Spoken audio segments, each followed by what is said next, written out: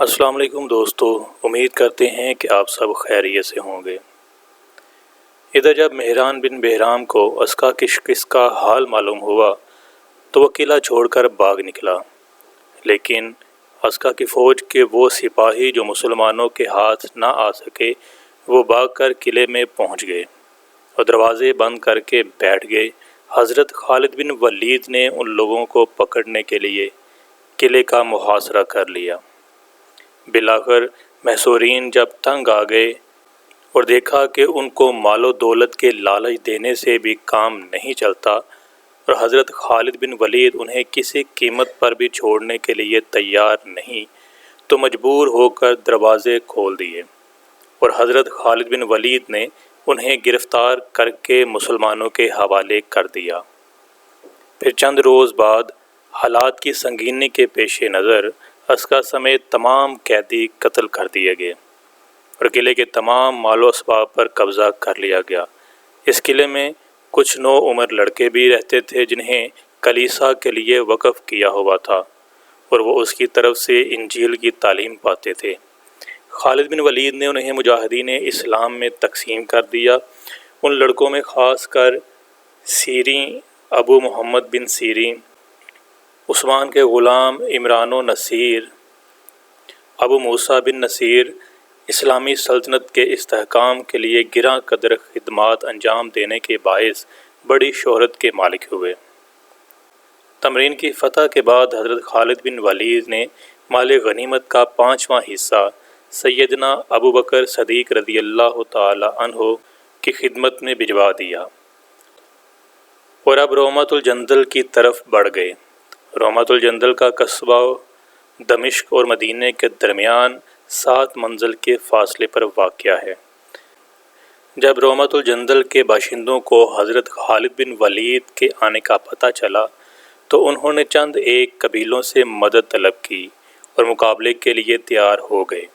اس اثناء میں جب حضرت خالد بن ولید ان کے قریب پہنچے تو ان کے سردار عقیدر نے انہیں مشورہ دیا کہ جو قوم خالد سے جنگ کرتی ہے وہ زیادہ ہو یا کم بہر صورت ہار جاتی ہے۔ میں خالد بن ولید کو اچھی طرح سے جانتا ہوں، فنون جنگ میں کوئی اس کے مرتبے کا آدمی نہیں، بہتر یہ ہے کہ تم صلح کی درخواست پیش کر دو۔ مگر اہل رومۃ الجندل نے ان کی تجویز سے اتفاق نہیں کیا۔ اس پر قیدر ان سے الگ ہو کر چلا گیا۔ قیدر چونکہ پیغمبر اسلام کے زمانے میں خالد بن ولید کے ہاتھ گرفتار ہو کر حضور صلی اللہ علیہ وآلہ وسلم کی خدمت میں حاضر ہوا تھا اور اطاعت کا اقرار کر کے جان بچائی تھی، مگر اس کے بعد بھی اس نے پھر سرکشی اور بغاوت اختیار کی اور عہد کو توڑ دیا تھا۔ اس لیے حضرت خالد بن ولید نے اسے دوبارہ گرفتار کر کے سرکشی اور بد عہدی کے جرم میں اس کی گردن اڑا دی۔ پھر آگے بڑھ کر انہوں نے رومۃ الجندل کی فوج کو گھیرے میں لے لیا۔ جو لوگ ان کا مقابلہ کرنے کے لیے قلعے کے باہر موجود تھے پہلے انہیں قتل کیا، اس کے بعد قلعے کے دروازے کھڑوا کر محصورین کی خبر لی اور ان میں سے ایک فرد کو بھی زندہ نہ چھوڑا۔ رومۃ الجندل کی فتح کے بعد حضرت خالد بن ولید چند روز کے لیے ٹھہر گئے۔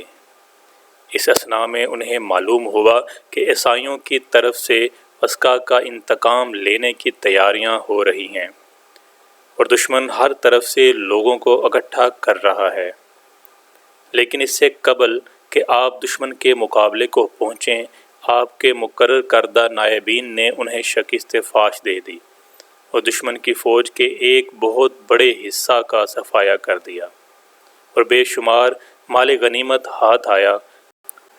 جو لوگ کسی طرح جان بچانے میں کامیاب ہو گئے وہ خنانس کی طرف بھاگ نکلے۔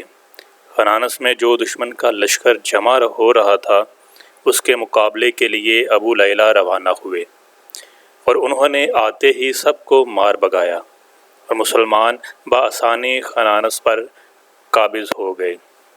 مسیح کے فتح کرنے کے بعد اب حضرت خالد بن ولید نے صنع کا منصوبہ قائم کیا اور اس کے لیے بھی وہی طریقہ اختیار کیا جو مسیح کے لیے کیا تھا، یعنی پہلے سرداران لشکر اسلام کو روانہ کر دیا اور پھر ان کے پیچھے خود بھی روانہ ہو گئے۔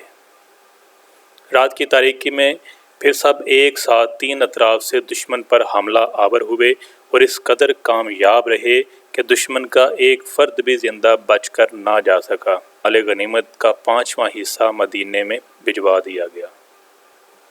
الزمیل سے تھوڑے ہی فاصلے پر ایک بستی الرزاب تھی۔ حضرت خالد بن ولید نے زمیل کی فتح کے بعد اس کی جانب رخ کیا تو اس کا حاکم بلال بن عسکہ ان کے آنے کی خبر سنتے ہی وہاں سے نکل بھاگا اور الرزاب پر بغیر لڑے بھڑے مسلمانوں کا قبضہ ہو گیا۔ اب حضرت خالد بن ولید تمام عراق فتح کر چکے تھے اور الجزیرہ کے غیر مسلم عربوں پر بھی فتح پا چکے تھے۔ چاہتے تھے کہ سرزمین ایران کو بھی فتح کر ڈالیں، چنانچہ مذکورہ بالا لڑائیوں کے بعد الفراز کو روانہ ہوئے جو شام، عراق اور الجزیرہ کی سرحدوں کے قریب تھا۔ الفراز میں جب لشکر اسلام پہنچا تو رومیوں نے ایرانی چوکیوں سے فریاد کی اور فوجی مدد فراہم کر لی۔ اب دریائے فرات کے کنارے پر ایرانیوں، رومیوں اور غیر مسلم عربوں کا ایک لشکر جرار اکٹھا ہو گیا اور اس نے مسلمانوں کی طرف کہلوا بھیجا کہ دریا کو پار کر کے تم ہماری طرف آؤ گے یا ہم تمہاری طرف آئیں۔ حضرت خالد بن ولید نے کہا ہمیں پہل کرنا پسند نہیں، نچلی جانب سے دریا پار کر کے تم ہی آ جاؤ، ہم وعدہ کرتے ہیں کہ دریا عبور کرنے کے دوران تمہیں کچھ نہیں کہیں گے۔ چنانچہ رومیوں کا لشکر دریا کے پار اتر گیا اور علیحدہ علیحدہ گروہوں کی شکل میں تقسیم ہو کر لڑائی شروع کر دی۔ جب دشمن کے تمام گروہوں میں شکست کے آثار پیدا ہونے لگے تو حضرت خالد بن ولید نے مجاہدین کو حکم دیا کہ ان کو ہرگز دم نہ لینے دو، ان کا برابر پیچھا کرو۔ غرض اس کی تعمیل ہوئی اور فراز کی جنگ میں دشمن کے 1,00,000 آدمی موت کے گھاٹ اتر گئے۔ عراق میں خالد بن ولید کی یہ آخری جنگ تھی۔ اب پورے عرب کو فتح کرنے کے بعد حضرت خالد بن ولید نے حج کا فریضہ ادا کیا۔ اس دوران میں مدینہ النبی سے سیدنا ابو بکر صدیق رضی اللہ تعالی عنہ نے انہیں خط لکھا کہ وہ شام کو فتح کرنے کے لیے یرموک کی مہم پر چلے جائیں، جہاں رومیوں کی سرکوبی کے لیے ایک لشکر اسلام کے ساتھ شرجیل بن حسنہ، ابو عبیدہ بن الجراح اور عمرو بن عاص پہلے سے موجود تھے اور انہیں مقابلہ سخت ہونے کے باعث مدد کی اشد ضرورت تھی۔ چنانچہ فتح عراق کے بعد حضرت خالد بن ولید شام کی طرف روانہ ہو گئے اور سیدنا ابو بکر صدیق رضی اللہ تعالی عنہ کی وفات سے 20-25 روز پہلے 13 ہجری میں اجنادین کو فتح کر لیا۔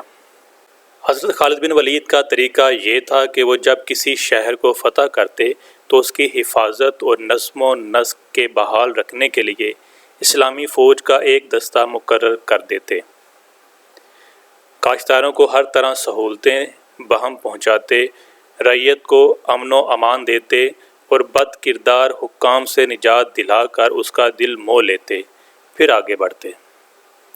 حضرت خالد بن ولید عراق میں 1 سال 2 مہینے تک رہے۔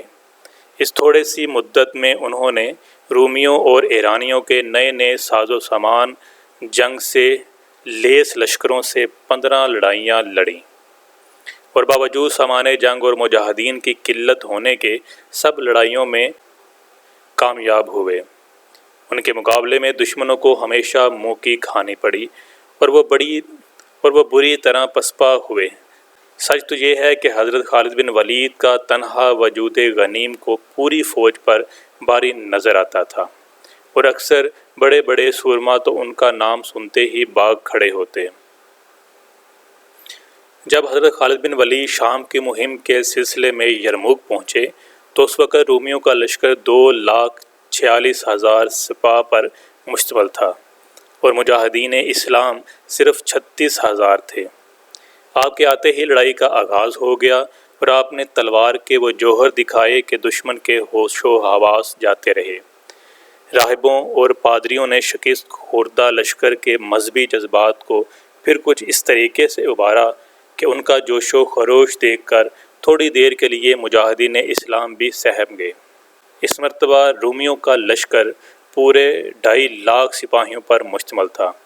اب حضرت خالد بن ولید نے گروہوں کی صورت میں تقسیم ہو کر جنگ کرنے کے طریقے کو بدل دیا اور تمام مجاہدین کو حکم دیا کہ وہ ایک ہی کمان کے تحت پوری تنظیم کے ساتھ حملہ کریں، ورنہ رومیوں کا پلہ بھاری رہے گا اور مسلمانوں کو سخت نقصان پہنچے گا۔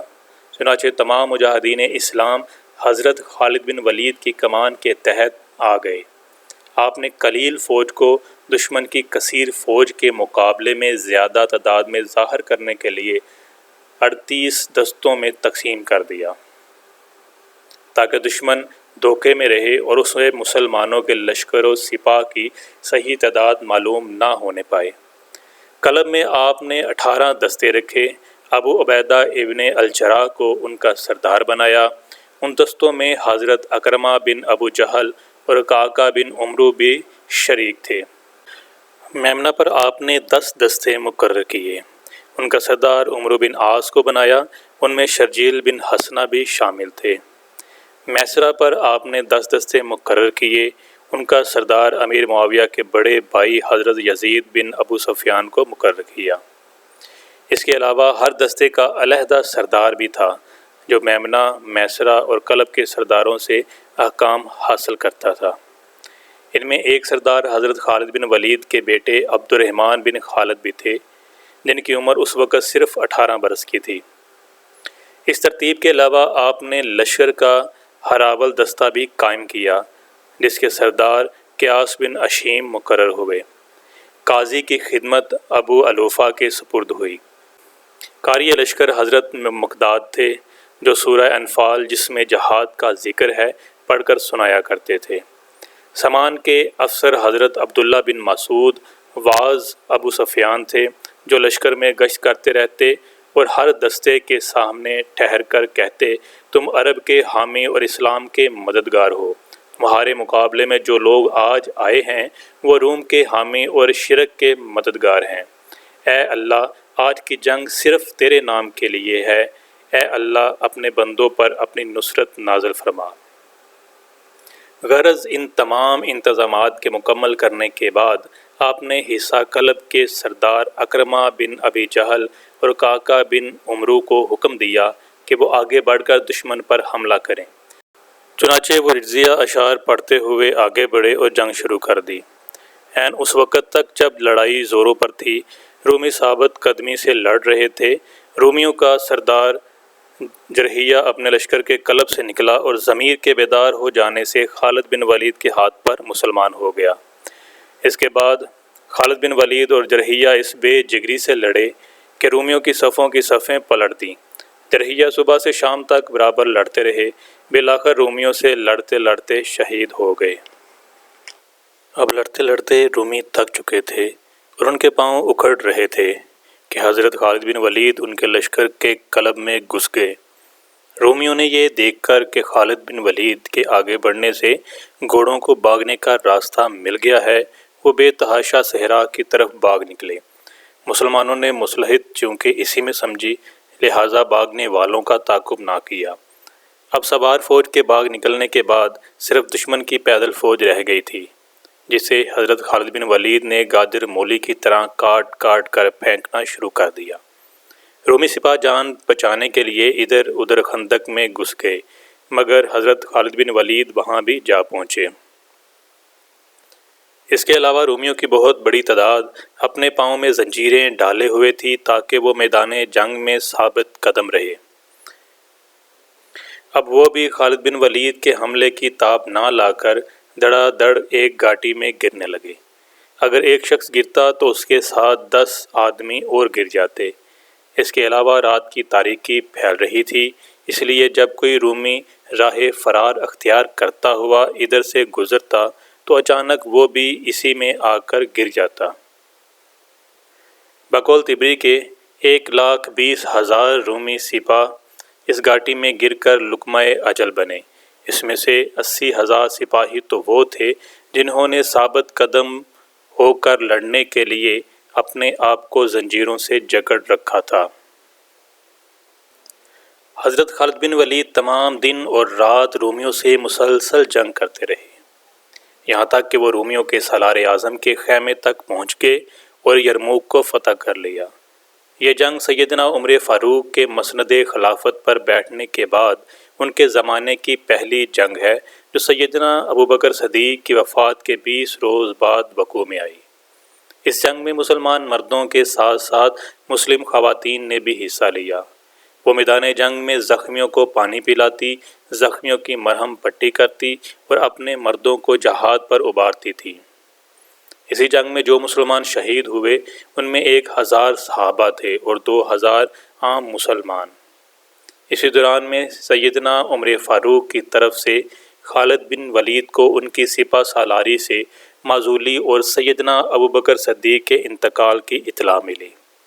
قاصد نے حضرت خالد بن ولید کو لشکر سے الگ لے جا کر تنہائی میں صورتحال سے مطلع کر دیا اور کہا کہ اب آپ کی جگہ ابو عبیدہ ابن الجراح کو شام کی مہم پر سپہ سالار مقرر کیا گیا ہے۔ حضرت خالد بن ولید نے بطیب خاطر فرمان خلافت قبول کر کے ابو عبیدہ ابن الجراح کی ماتحتی اختیار کر لی اور ایک سچے مسلمان کی حیثیت سے سیدنا عمر فاروق کے کسی حکم کی کبھی ذرا سی بھی سرتابی نہیں کی۔ حالانکہ ایسے عالم میں تنزلی کی بجائے ایک بہادر انسان اپنے عظیم الشان کارناموں کی بدولت انعام و اکرام کا مستحق ٹھہرتا ہے، مگر حضرت خالد بن ولید جیسے نامور سپہ سالار کو، جنہیں ذات رسالت مآب کی بارگاہ نبوت سے سیف اللہ کا لقب حاصل ہوا، سیدنا عمر فاروق کی طرف سے معرکہ یرموک کے اختتام پر دمشق کے محاصرے کے دوران سپہ سالاری کے عہدے سے معزول کیے جانے کا حکم مل گیا اور آپ نے اسے بے چون و چراں تسلیم کر لیا اور بال برابر بھی دل میں کوئی فرق نہیں آنے پایا۔ وہ پہلے جس جوش و خروش کے ساتھ ایک سپہ سالار کی حیثیت سے داد شجاعت دیتے رہے، اب بھی اسی طرح سے حکم کی تعمیل کرتے ہوئے ایک سچے مسلمان سپاہی کی طرح دشمن سے نبرد آزما رہے۔ چونکہ حضرت خالد بن ولید کی معزولی صرف اخلاص نیت پر مبنی تھی، اس میں سیدنا عمر فاروق کی ذاتی عداوت یا کوئی دنیاوی غرض نہیں تھی۔ اس لیے جب حضرت خالد بن ولید نے وفات پائی تو سیدنا عمر فاروق بے حد ملول اور غم زدہ ہوئے اور فرمایا کہ آج خالد کے انتقال سے اسلام کی فصیل میں ایک ایسی دراڑ پڑ گئی ہے جو کبھی پر نہ ہو سکے گی، کاش اللہ تعالیٰ ان کی عمر اور لمبی کر دیتا۔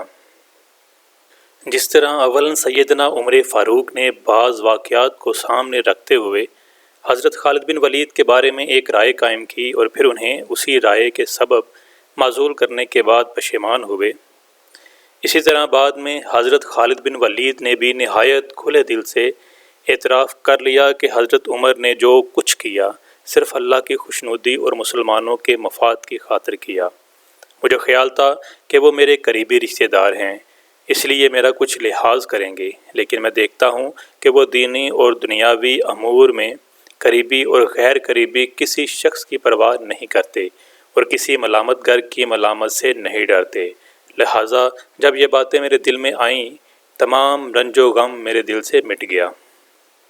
حضرت خالد بن ولید کے انتقال کے بارے میں اختلاف ہے، کوئی کہتا ہے کہ 21 ہجری میں مدینے میں فوت ہوئے اور اکثر کہتے ہیں کہ حضرت خالد بن ولید اپنی معزولی کے بعد حضرت عمر فاروق سے ملنے مدینے آئے اور پھر ان سے مل کر شام چلے گئے، جہاں حمص میں انہوں نے مستقل سکونت اختیار کر لی، تو 21 ہجری میں آپ کا یہی انتقال ہوا۔ دوستو، یہ تھی ہماری آج کی ویڈیو، امید کرتے ہیں کہ آپ کو پسند آئی ہوگی۔ ملتے ہیں اگلی ویڈیو میں ایک اور عظیم مسلم سپہ سالار کی زندگی کے چند واقعات کے ساتھ۔ ہمارے ساتھ جڑے رہنے کے لیے چینل کو سبسکرائب کیجیے، بیل آئیکن کو کلک کیجیے تاکہ آئندہ آنے والی تمام ویڈیوز کا نوٹیفیکیشن آپ کو مل سکے۔